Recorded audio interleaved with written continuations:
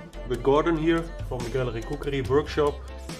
We are making a new epoxy table today and we are going to set up the table.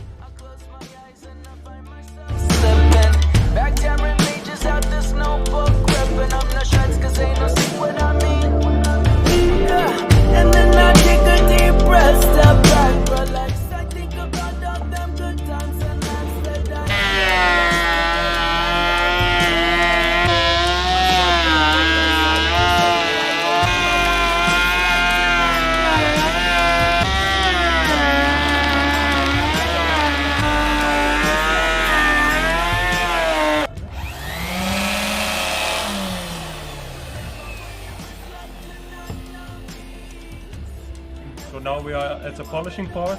I'm going to sand this off, and then I'm going to apply some extra epoxy and take some sharp edges off.